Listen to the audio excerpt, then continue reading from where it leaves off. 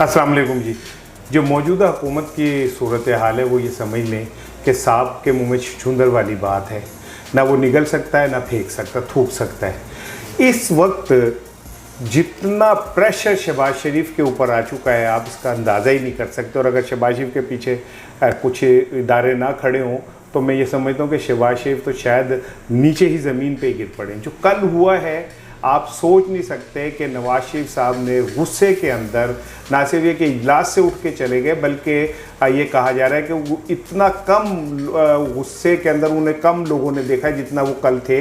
और ये कहा जा रहा है कि उनके हाथ में वो जो कलम था वो उन्होंने ज़मीन पे फेंका और फेंक के गुस्से से वो इजलास से बाहर चले गए। क्योंकि पेट्रोल की कीमतों के हवाले से अब जो मुस्लिम लीग की हुकूमत है इसकी जान पे बनी हुई है। दूसरी तरफ आसिफ अली जरदारी इतना स्मार्ट खेल रहे हैं कि गालियाँ सारी मुस्लिम लीग नून को पड़ रही हैं और शहबाज शरीफ को पड़ रही हैं, जबकि आसिफ अली जरदारी साहब जो हैं वो साफ जो है बच के और एक साइड पे खड़े हो गए। और बल्कि वो भी अब शहबाज शरीफ के ख़िलाफ़ उन्होंने सर उठा लिया है। दूसरी जानिब MQM ने भी सर उठा लिया है। आज के वीलॉग में जो मैं आपसे बात करने जा रहा हूँ वो ये कि इस सारे का मलबा किस पे गिरेगा और इस सारे मुआशी नाकामी का मलबा किस पे गिरने जा रहा है, इस पे मैं आपसे बात करूँगा। आपको पता है कि जब ये 15 तारीख को 15 को ये तवक्को की जा रही थी कि पेट्रोल 15 रुपये कम से कम पर लीटर कम होगा, क्योंकि आलमी मंडी में पेट्रोल की कीमतें बहुत नीचे आई हैं।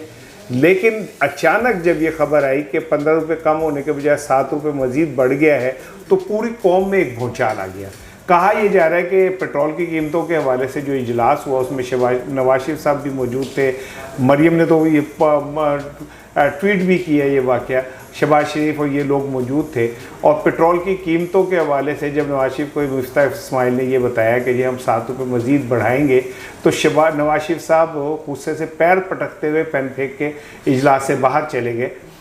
जबकि जो शहबाज शरीफ थे और उनकी काबीना के जो वज़रा थे उनमें से अक्सरियत जो थी वो इस बात पे शदीद नाराज़ थी, शदीद एहतिजाज किया।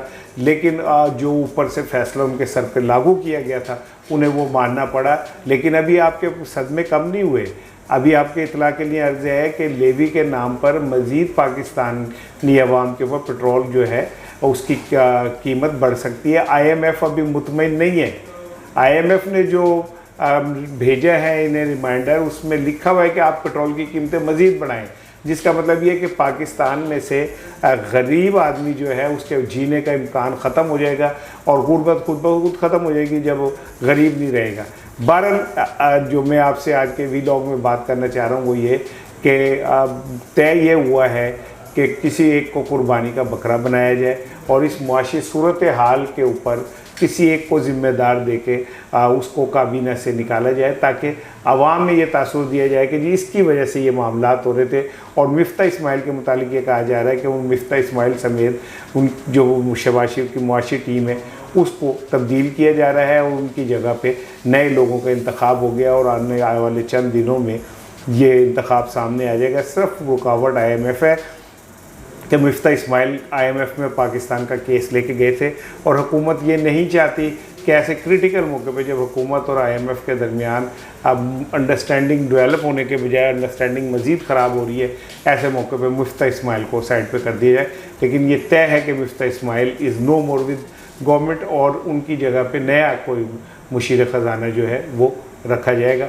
ये आने वाले चंद घंटों चंद दिनों में ये बात आपके सामने आ जाएगी और मैं पहले ही ये खबर आपके सामने ब्रेक कर रहा हूँ। और इतलात ये भी हैं कि इंडिया से पिछले 2 माह में 3 दफ़ा ऐसा हुआ एक तैयारा आता है, वो रुकता है और फिर उसके बाद चला जाता है। वो तैयारा कौन क्या है, उसमें क्या वापस जाता है और कौन लोग हैं जो इस तैयारे के बेनिफिशरी हैं, इस पर बात करूँगा अगले व्लॉग में। अस्सलाम वालेकुम।